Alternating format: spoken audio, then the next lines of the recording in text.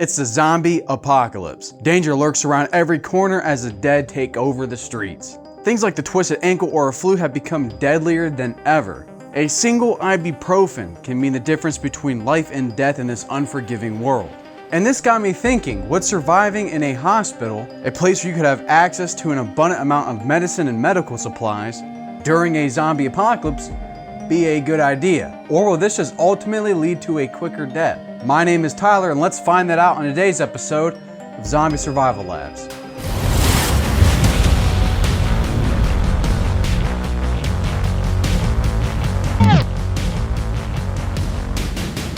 Hospitals.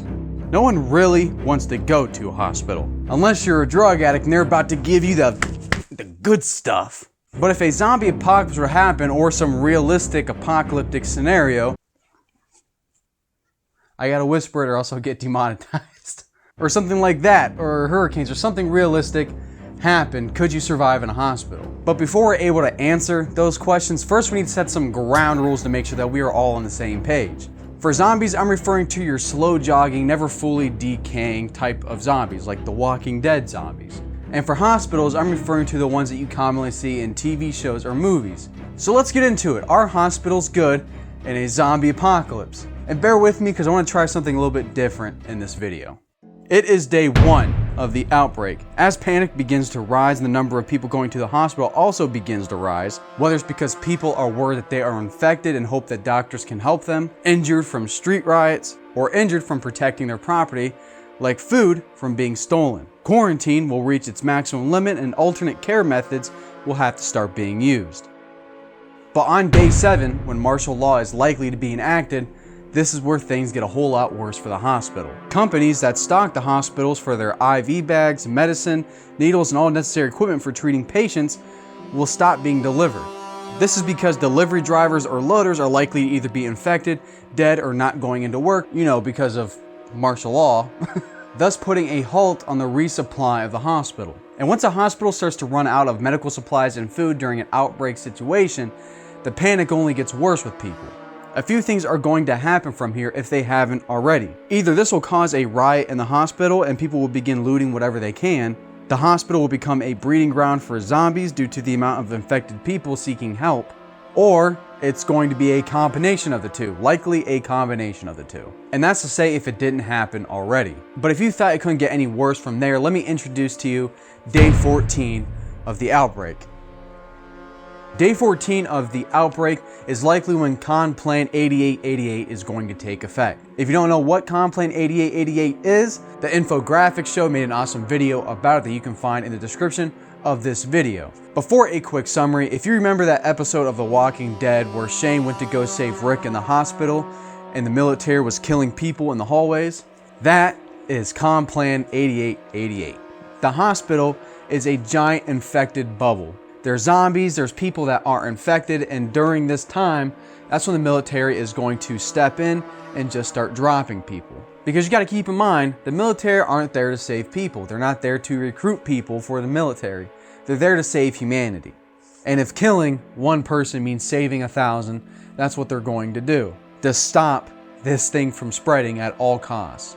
And after that point, once the military gets their hands on a hospital, they're most likely not going to stay there as it adds no real benefit to them. So likely they're just going to purge the hospital. That's a nice word, purge. They're going to take care of the hospital and then they're going to move on. So right now is probably the best chance you are going to have as to making a hospital good for the zombie apocalypse. Unfortunately, the problems don't end there.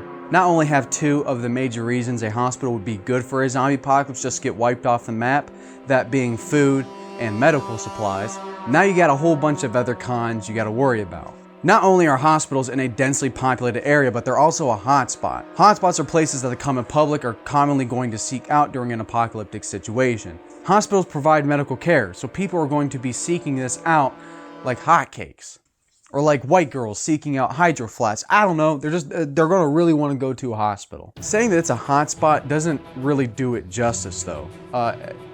You could say it's an alternative care site, except it's not alternative, it is the care site. People are going to be constantly coming to the hospital. It doesn't matter if it's 30 days into the apocalypse or it's 2 years into the apocalypse. They're going to be thinking in the back of their head that maybe there's that IV bag or that bottle of ibuprofen that someone missed over when scavenging the place. You're going to be constantly having to deal with looters and raiders and people trying to take what you have. This is going to be the biggest downfall of the place because you can take care of the zombies inside, but what you can't take care of is everybody constantly coming here. And it's also very easy to find. This doesn't seem like a con to a lot of people, but think of it this way. Say somehow you were unlucky enough to find yourself in prison. Don't care if you're guilty, don't care if you're not guilty. Would you tell other inmates your address? Probably not. There are, however, a couple of good pros that you still have. For one, a hospital is a great vantage point. You're up high and you can see anything coming to you with plenty of time to deal with the situation. And you also have a ton of space. You'll be able to use a lot of those back lots and parking lots as farming space. It's going to be a lot more work than it would be at another place, but it can still be done. And really, that's about it for a hospital. There's a whole lot more to this video, but let's get this part out of the way. On a scale of 1 to 10, 1 being complete dog ass and 10 being indefinite long-term survival, I would rate a hospital a solid 2. It's not complete dog ass, just for the fact that it has walls. There's some levels of protection. It'd probably be good to stay in for a couple days, maybe a couple weeks to get back on your feet. But it's definitely not a place where you would want to even live here for short term. A hospital is a place you want to get in, get out, not stay there for too long.